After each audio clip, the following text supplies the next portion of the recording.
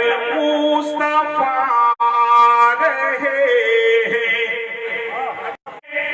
ظلم سے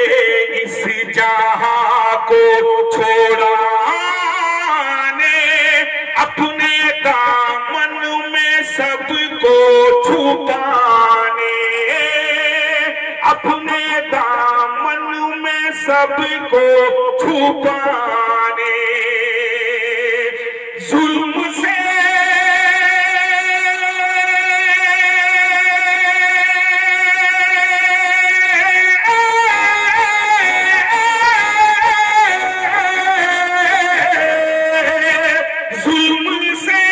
اس جہاں کو چھوڑانے، اپنے دامن میں سب کو چھپانے، اپنے دامن میں سب کو چھپانے، شہر مکہ میں شاہ مدینہ، شہر مکہ میں شاہ مدینہ، دو حبیب خدا آ رہے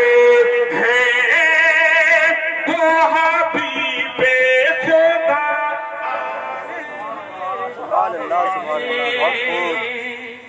ایک نعرہ لگا دیجئے ادھر سے، نعرہ لگا دیجئے، نعرہ نعرہ تکبیر، نعرہ تکبیر، نعرہ رسالت، رسول اعظم کا قرآن زندہ باد۔ علامہ نظامی صاحب قبلہ، ایک شعر، آخری شعر میں آپ کو بتا دوں کہ اس مفہوم کا شعر، ہمارے علماء اسٹیج پر ہیں، اس مفہوم کا شعر کسی نے پورے ملک میں کبھی پڑھا ہی نہیں، ملاحظہ فرمائیں، اس مفہوم کے شعر، اس مفہوم کو بیان تو کیا خطیب الہند،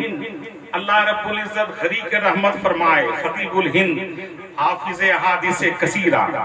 حضرت علامہ ابو الحقانی نے اپنی گفتگو میں احادیث کے ذریعے سے اس روایت کو بیان کیا، لیکن شعر کی شکل میں کسی نے اس مفہوم کو بیان نہیں کیا۔ بے پناہ سراہا گیا اس شعر کو پورے ملک میں، میں پڑھ رہا ہوں، ملاحظہ فرمائیں، بے پناہ دعائیں ملی ہم کو۔ میں تمام شعراء کرام،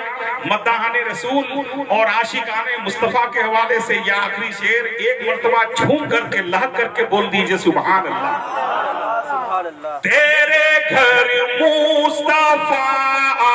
رہے ہیں، مسلک اعلیٰ حضرت کا نعرہ، سنیوں کے پاس یہی سب سے بڑا اثاثہ ہے،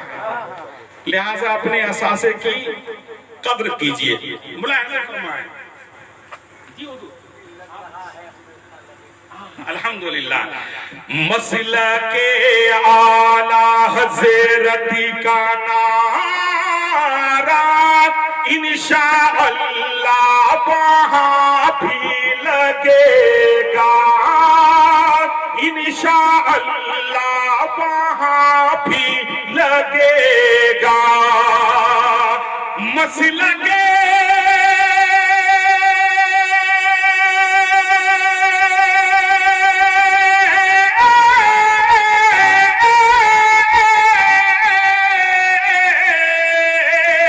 مسلک اعلیٰ حضرت کا نعرہ،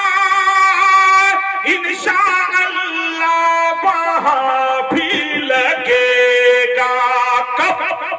حشر میں جس گھڑی شور ہوگا، حشر میں جس گھڑی شور ہوگا، دیکھو احمد رضا آ رہے ہیں، کیا کہنا، نعرہ تکبیر، نعرہ رسالت، مسلک اعلیٰ حضرت، مسلک اعلیٰ حضرت، نعرہ تکبیر، نعرہ رسالت۔